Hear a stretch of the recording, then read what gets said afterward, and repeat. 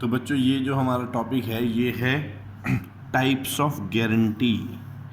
जब हम types of guarantee की बात करते हैं तो गारंटी को हम दो तरह से बांट के पढ़ सकते हैं।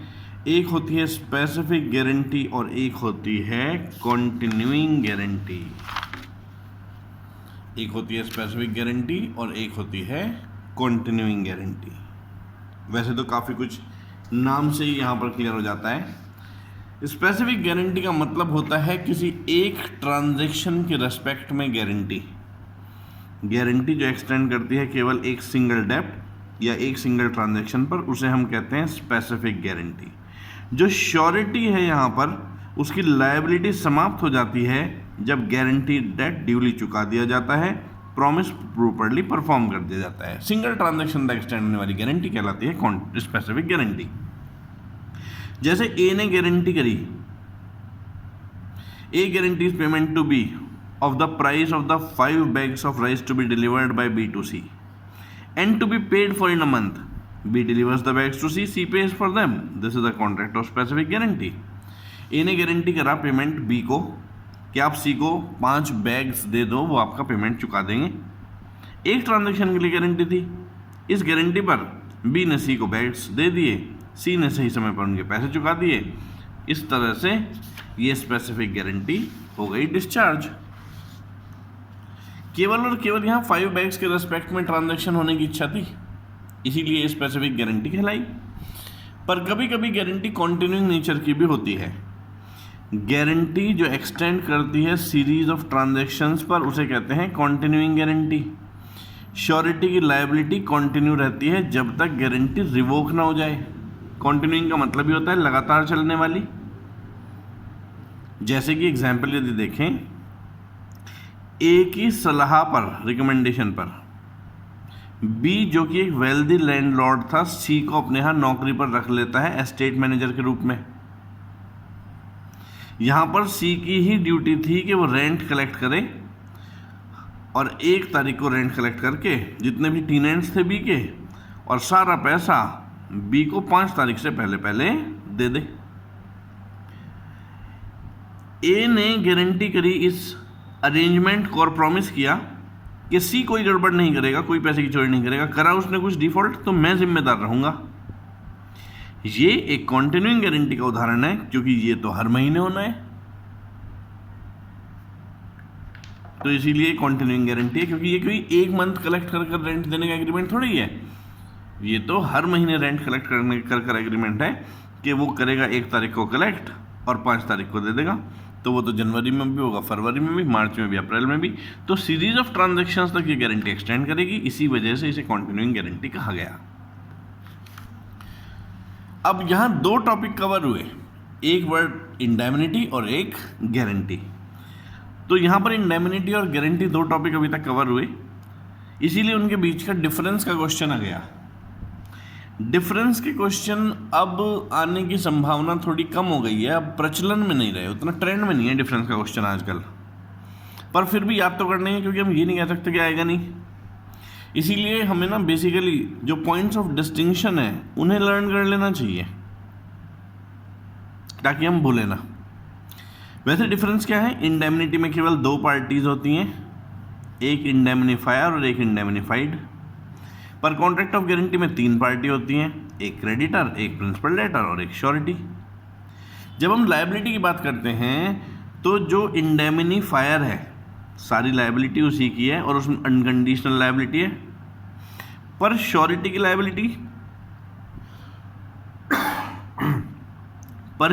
लायबिलिटी सेकेंडरी है और कंडीशनल है।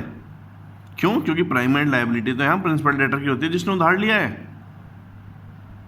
इसकी लायबिलिटी तो श्योरिटी की तब आती है जब प्रिंसिपल डेटर डिफॉल्ट कर दे, इसीलिए तो इसे कहा सेकेंडरी और कंडीशनल। अच्छा, इंडेमनिटी के केस में ओरिजिनल कोई लायबिलिटी नहीं होती, लायबिलिटी अराइज होती है केवल और केवल कंटिंजेंसी के हैपन हो जाने पर। लेकिन गारंटी में तो लायबिलिटी अराइज होती है प्रिंसिपल डेट के ना पे किए जाने पर होती तो पहले से ही है एक liability, existing promise. Principal debtor ने एग्जिस्टिंग प्रॉमिस कर रखा होता है, क्यों? उसने उधार ले रखा है, चुकाना तो है ही। तो हम कह सकते हैं कि लायबिलिटी यहाँ अराइज ही होती है हैपनिंग ऑफ कंटिजेंसी पर, यहाँ पर होती है प्रिंसिपल लायबिलिटी प्रिंसिपल डेटर की, वो डिफॉल्ट कर दे तो फिर ऐसे केस में सेकेंडरी लायबिलिटी जो है वो श्योरिटी की आ जाती है। अच्छा, खास बात है, क्योंकि इंडेमनीफायर है, उसने कहा मैं आपका लॉस नहीं होने दूंगा, तो इसीलिए यदि लॉस हो गया इंडेमनीफाइड का तो कोई वो वेट नहीं करेगा इंडेमनीफायर। इसीलिए कहते हैं indemnifier need not act at the request of indemnity holder. उसे इंडेमनिटी होल्डर की रिक्वेस्ट पर एक्ट करने की कोई जरूरत नहीं, उसकी ड्यूटी बनती है कि वो खुद ही एक्ट करे और इंडेमनिटी होल्डर को लॉस होने से रोके। लेकिन श्योरिटी तो केवल और केवल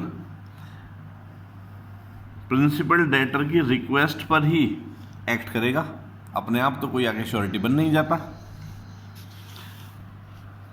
थर्ड पार्टी के अधिकारों की जब बात करते हैं, right to sue third party,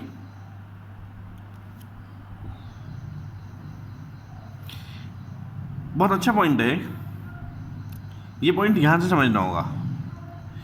surety proceed कर सकता है प्रिंसिपल डेटर के खिलाफ अपने हितों के लिए, क्योंकि उसे सारे वो अधिकार मिल जाते हैं क्रेडिटर का पैसा चुकाने के बाद जो पहले क्रेडिटर के पास थे।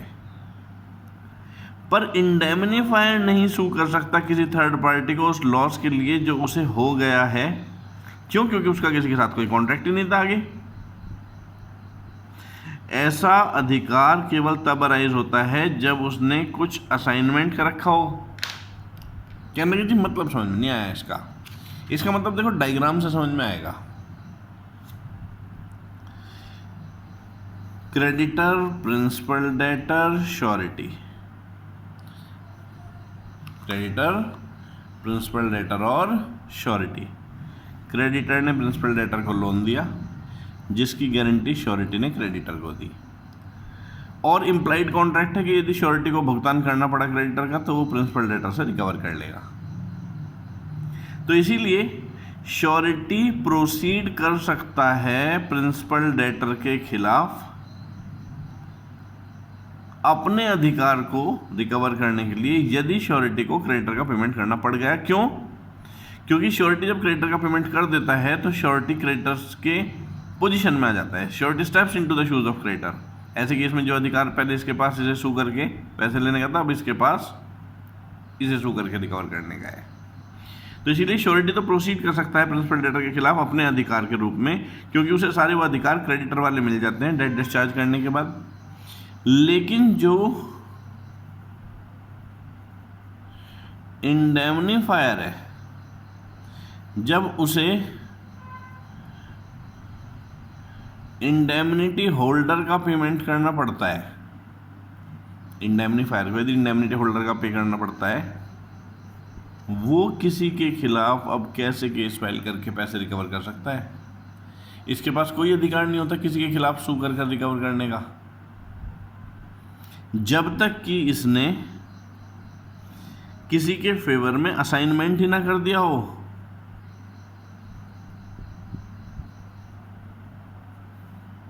कहने लगे जी असाइनमेंट वाला पॉइंट और बता दो, तो सुनो। जैसे कि एक इंश्योरेंस कंपनी है,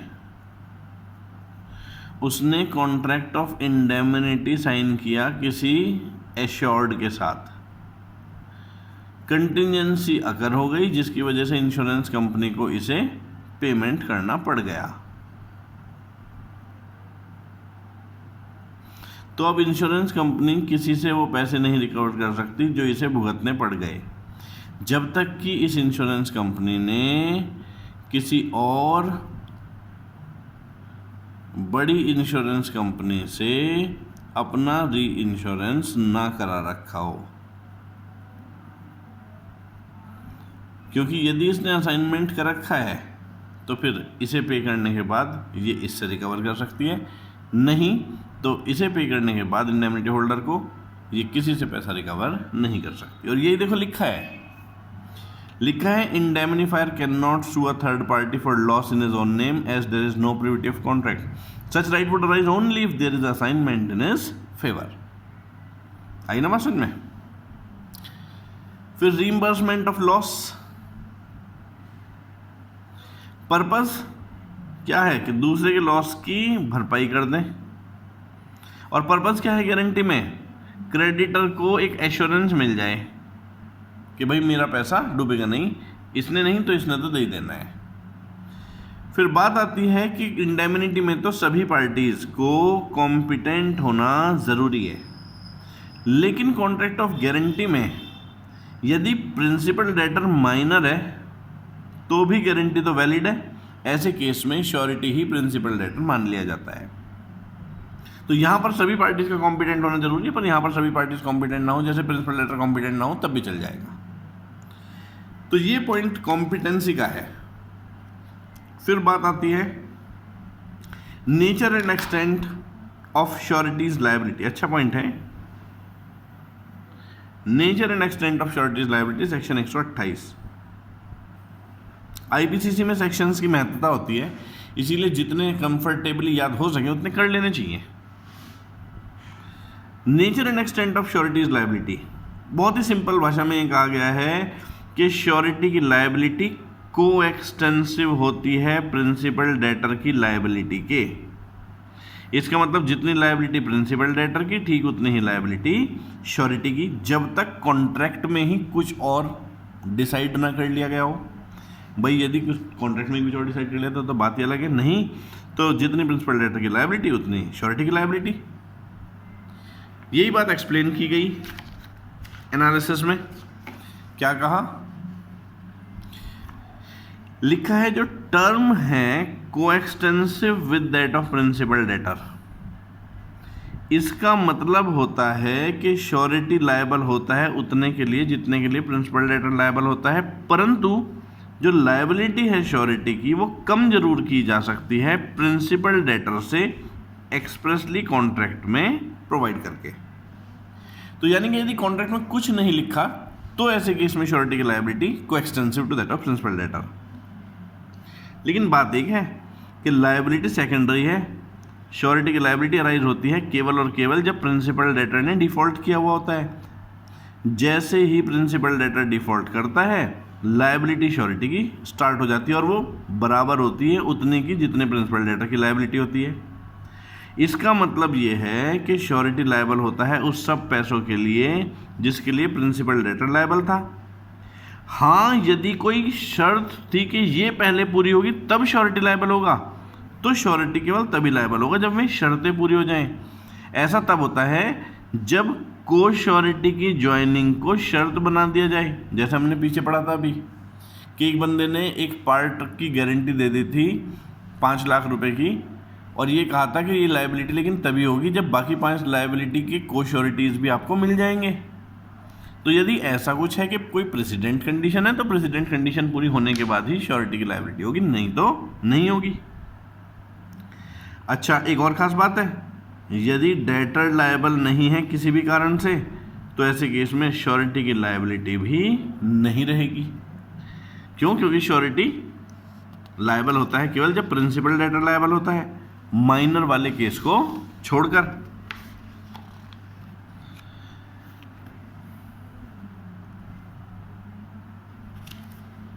अच्छा जी, श्योरिटी की लायबिलिटी कंटिन्यू रहती है कई बार यदि प्रिंसिपल डेटर नहीं भी सू किया गया। ऐसा नहीं कि लायबल नहीं रहा, सू नहीं किया लेकिन उसे नॉट बीन सूड, यानी कि कोई जरूरी नहीं है कि क्रेडिटर पहले प्रिंसिपल डेटर को सू करे उसके बाद श्योरिटी को सू करे, वो डायरेक्टली भी श्योरिटी से कह सकता है। तो श्योरिटी की लायबिलिटी कंटिन्यू रहती है चाहे भले ही प्रिंसिपल डेटर को सू ना भी किया गया हो। दूसरे शब्दों में क्रेडिटर चूज कर सकता है कि सीधे ही श्योरिटी के खिलाफ प्रोसीड करो, प्रिंसिपल डेटर ने पैसे नहीं दिए तो सीधे सू कर दो श्योरिटी को, ना कि पहले प्रिंसिपल डेटर को सू करो फिर यदि वहां से ना मिले तो श्योरिटी को सू करो ना, ऐसा नहीं, डायरेक्टली श्योरिटी को सू कर सकता है जब तक कि एग्रीमेंट में पहले ही ऐसा ना लिख दिया गया हो। अच्छा, पीछे भी एक पॉइंट आया था जिसमें लिखा था कि श्योरिटी लायबल होता है हर उस अमाउंट के लिए जिसके लिए प्रिंसिपल डेटर लायबल होता है। बहुत अच्छा एग्जाम्पल है उसका, और ये प्रैक्टिकल क्वेश्चन बन के भी आ सकता है। ए ने गारंटी किया बी को कि payment of bill of exchange C आपका कर देगा। ए ने बी को गारंटी करा कि सी आपका बिल ऑफ एक्सचेंज का पेमेंट कर देगा, सी जो कि एक्सेप्टर है। जो बिल है परंतु सी ने कर दिया डिसऑनर, तो अब ए की लायबिलिटी न केवल बिल के अमाउंट की है बल्कि जो इंटरेस्ट और चार्जेस लगेंगे वो भी पे करने पड़ेंगे। क्यों? क्योंकि नियम ये कहता है कि श्योरिटी उतने हर अमाउंट के लिए लायबल होता है जितने के लिए प्रिंसिपल डेटर लायबल रहता है। तो यदि बिल ऑफ एक्सचेंज का एक्सेप्टर डिसऑनर करता है तो वो बिल के amount plus interest plus notary charges सभी के लिए रिस्पॉन्सिबल रहता है, तो श्योरिटी भी यहाँ सब चीज़ों के लिए रिस्पॉन्सिबल हो जाएगा। तो कुल मिलाकर यानी कि बातें क्या पता चली, कुल मिलाकर सारी बातों को यहाँ सम अप किया जा सकता है कि श्योरिटी की लायबिलिटी सेकेंडरी नेचर की है। क्यों? क्योंकि प्रिंसिपल डेटर के डिफॉल्ट पर ही वो लायबिलिटी जो है जनरेट हुई। दूसरी बात, उसकी लायबिलिटी अराइज होती है इमीडिएटली जैसे ही प्रिंसिपल डेटर ने डिफॉल्ट कर दिया। और तीसरी बात, क्रेडिटर के पास सू करने का अधिकार है श्योरिटी को डायरेक्टली बगैर प्रिंसिपल डेटर के खिलाफ पहले सू किए। फिर बात आई कॉन्टिन्यूइंग गारंटी की। कॉन्टिन्यूइंग गारंटी इंपॉर्टेंट टॉपिक है, इसके ऊपर क्वेश्चन आ जाते हैं कई बार। टॉपिक है कॉन्टिन्यूइंग गारंटी। जब गारंटी केवल एक ट्रांजैक्शन तक ही नहीं सीमित होती है, सीरीज ऑफ ट्रांजैक्शन पर एप्लीकेबल होती है, तो उसे बोलते हैं कॉन्टिन्यूइंग गारंटी। तो कॉन्टिन्यूइंग गारंटी की बात करें तो गारंटी जो एक्सटेंड होती है सीरीज ऑफ ट्रांजैक्शंस पर उसे कहते हैं हम कॉन्टिन्यूइंग गारंटी। जो एसेंस है कॉन्टिन्यूइंग गारंटी का वो ये है कि ये अप्लाई नहीं होता केवल एक कोई स्पेसिफिक नंबर ऑफ ट्रांजैक्शन पर, बल्कि ये तो सीरीज ऑफ ट्रांजैक्शन पर एप्लीकेबल रहता है और श्योरिटी लायबल रहता है अनपेड बैलेंस के लिए जब तक गारंटी ही समाप्त ना हो जाए। इस बात को समझाने के लिए यहाँ 3 अलग अलग एग्जाम्पल दिए गए। पहला, ए ने ताकि बी सी को नौकरी पर रख ले रेंट कलेक्ट करने के लिए बी के बिहाफ पर, जो बी की जिम्मेदारी के हैं, बी से वादा किया कि मैं जिम्मेदारी लेता हूँ, ये आपके पैसे चुका दिया करेगा कलेक्ट कर कर, 5,000 रुपये तक की जिम्मेदारी मेरी है, ये कलेक्ट करेगा आपका रेंट चुका देगा। ये कॉन्टिन्यूइंग गारंटी हो गई। क्यों? क्योंकि रेंट तो हर महीने कलेक्ट होना है।